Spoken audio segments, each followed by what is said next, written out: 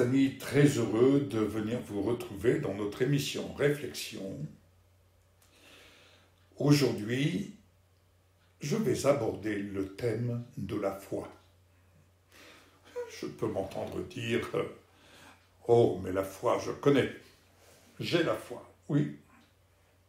Mais vous savez, il est bon de faire un peu le point sur la foi.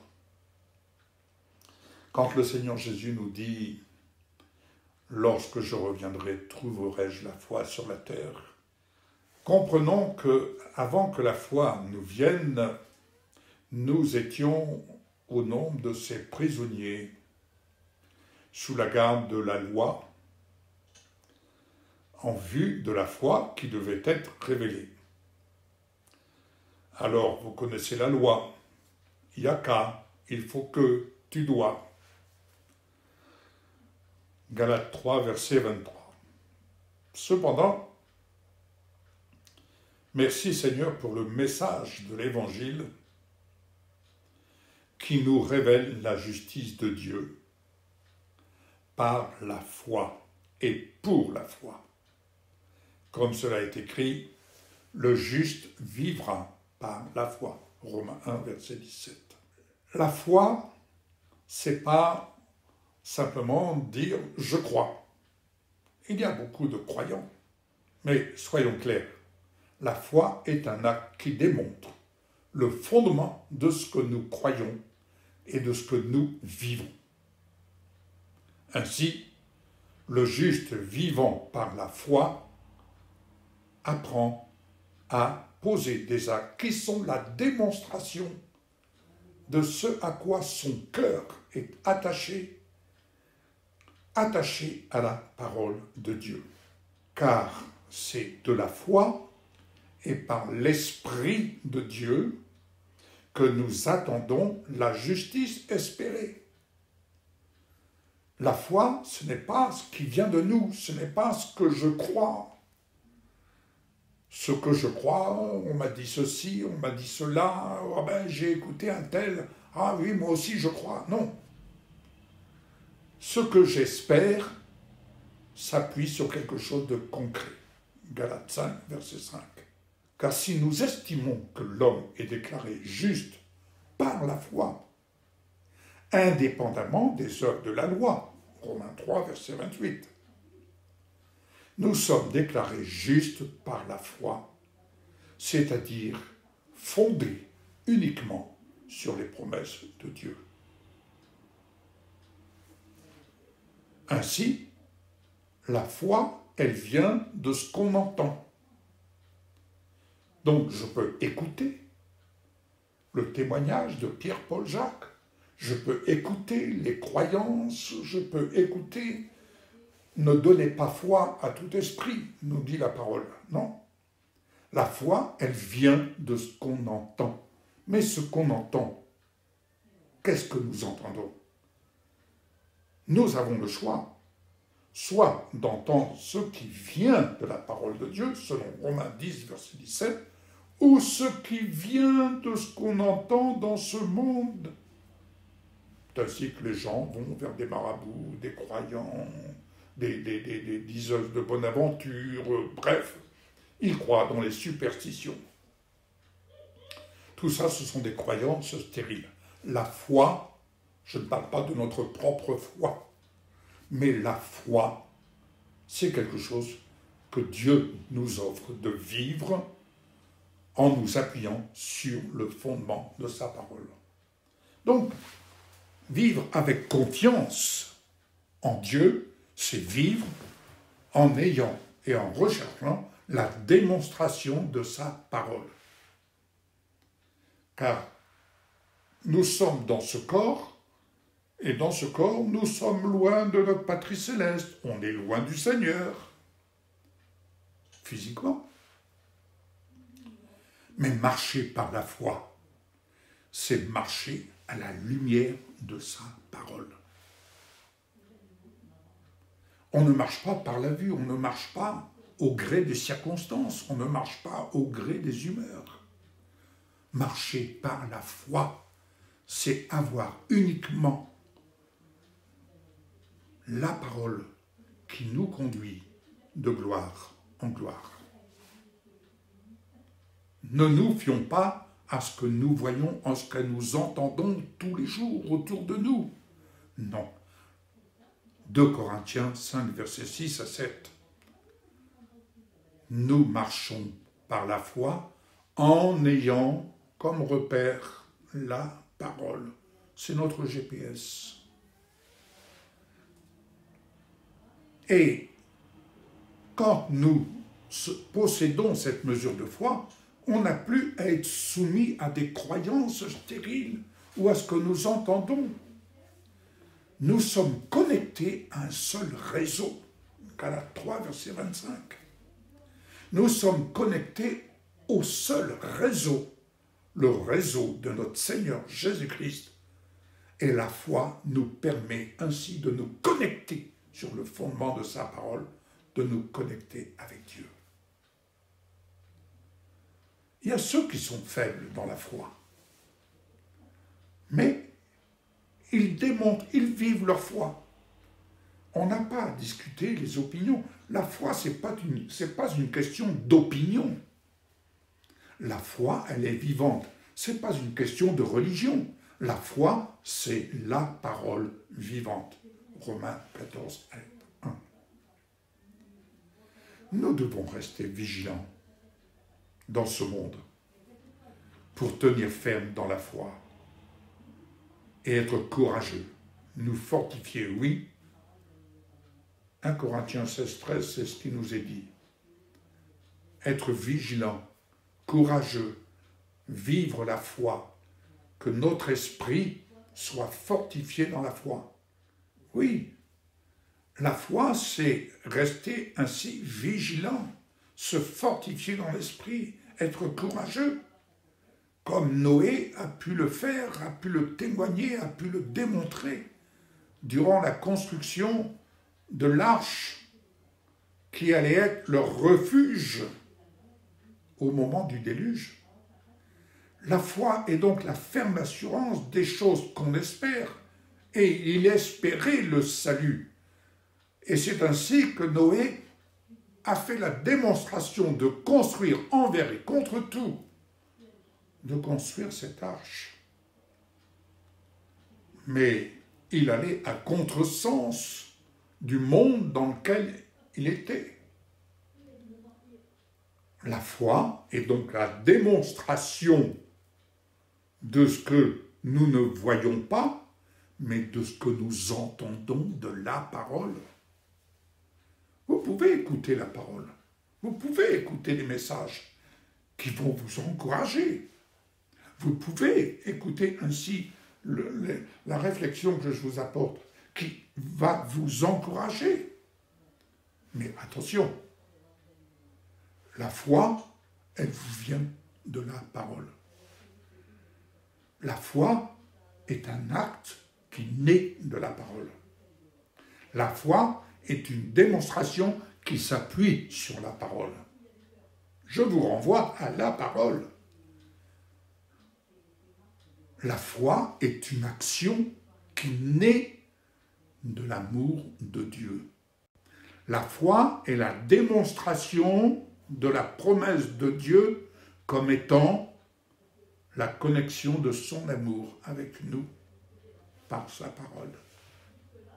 C'est pour quoi je dis Jésus est le seul réseau. Il n'y a pas d'autre réseau. Ne cherchez pas des opérateurs. Oui.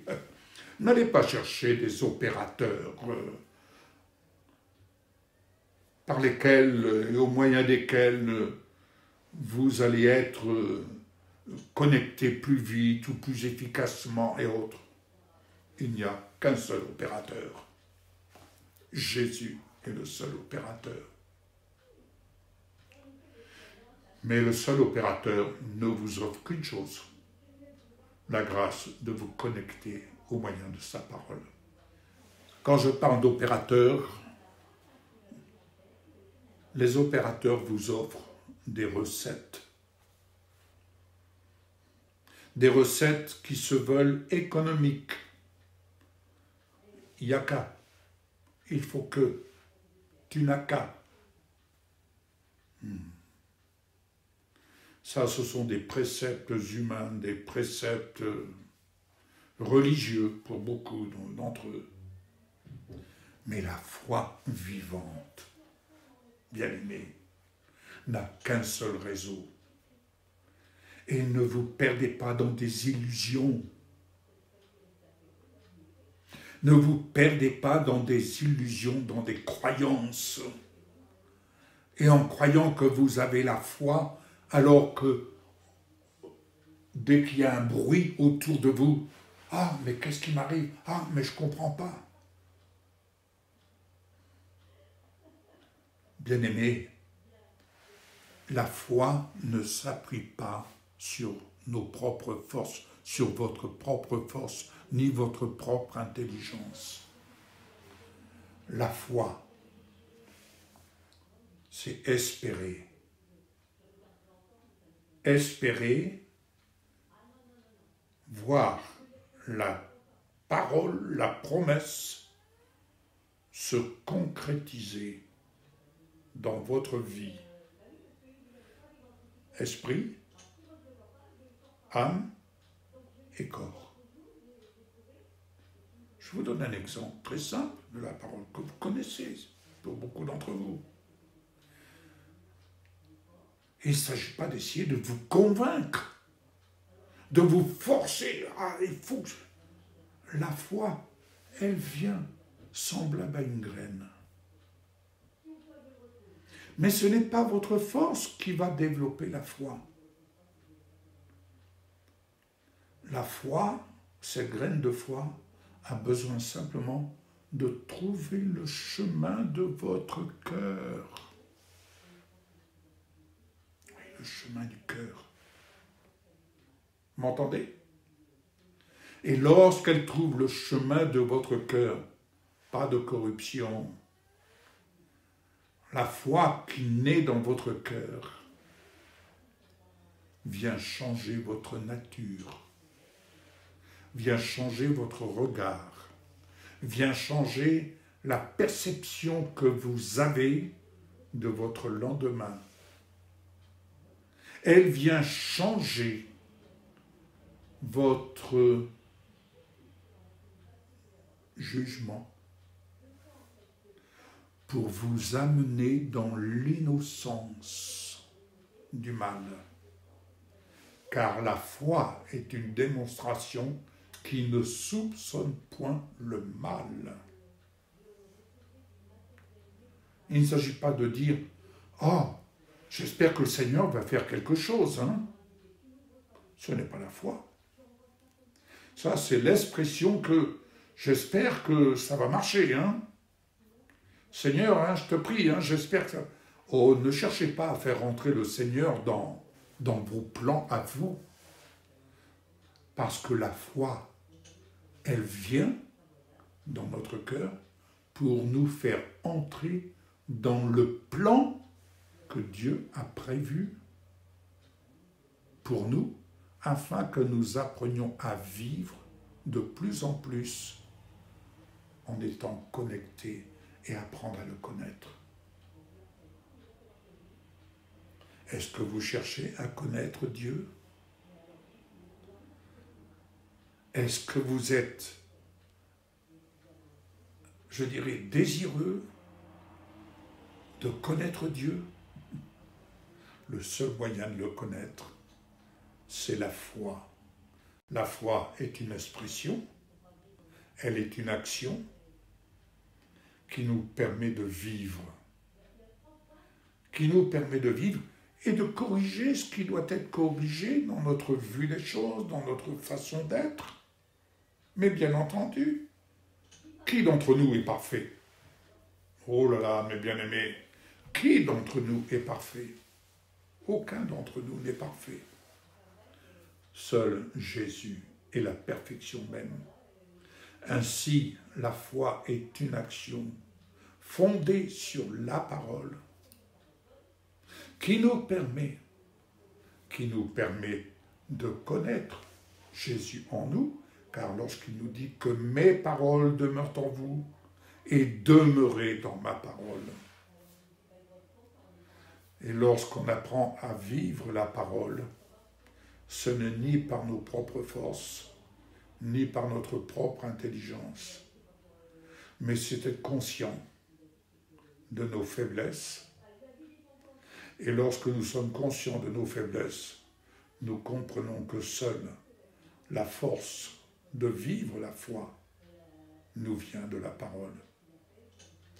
Je ne peux pas vivre la parole sans compter sur la toute-puissance de la parole. Et vivre la foi est un plaisir, c'est un désir, c'est une démonstration, c'est un acte de l'amour que Dieu me témoigne, veut vous témoigner dans le besoin qui est le vôtre, comme il le fait dans mon besoin qui peut être le mien, qu'il soit personnel ou qu'il soit un besoin du ministère ou de son œuvre. La foi demeure une action qui anticipe les œuvres des ténèbres. La foi est une action qui démontre ce en quoi nous croyons et ce à quoi nous sommes attachés, à la vérité. Sa parole est la vérité. Jésus en est le réseau. Jésus en est le chemin.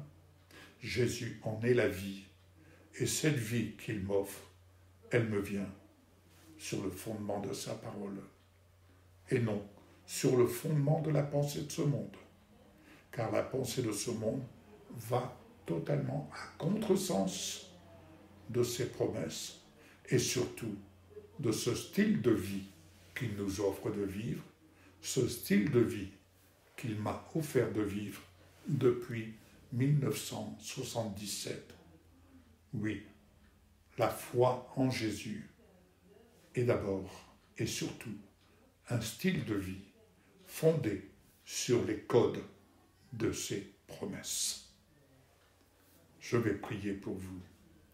Avez-vous besoin d'une action divine dans votre vie, votre corps? Comme cet officier a pu le dire à Jésus à l'égard de son serviteur qui était malade. Dis un seul mot et mon serviteur sera guéri. Il croyait dans l'autorité de la parole. Père, je te remercie pour cet ami. Cet ami, là où il est, a besoin de ton secours, de ton aide, de ton intervention. Il a besoin d'une mesure de foi à mettre en action. En cet instant, je mets ma foi en action sur le fondement de tes promesses. Un seul mot de toi, Seigneur. Un seul mot de toi est tout puissant, suffisant pour délivrer mon ami et lui apporter la guérison, esprit, âme et corps, au nom de Jésus, et qu'il puisse être connecté avec toi, en Jésus, par Jésus, et qu'il puisse s'approcher de toi et reconnaître ainsi l'œuvre de ta justice, l'œuvre de tes promesses, comme étant le témoignage de ton amour à son égard. Oui, Seigneur Jésus, tu as fait don de ta vie pour lui comme pour moi. Et cette vie que tu m'offres de vivre n'est pas une religion, mais c'est ta vie. Et cette vie, elle est fondée sur ta parole. Je te remercie, Seigneur, de conduire ainsi mon ami sur le fondement de ta parole et que de révélation en révélation, qu'il puisse ainsi te connaître et être connu de toi. Amen. À bientôt de vos nouvelles. N'oubliez pas, c'est aussi un plaisir de recevoir de vos nouvelles. Alors, bon courage, et vous et votre famille, soyez bénis, soyez assurés qu'en ce jour, le Seigneur est venu vous visiter. À bientôt.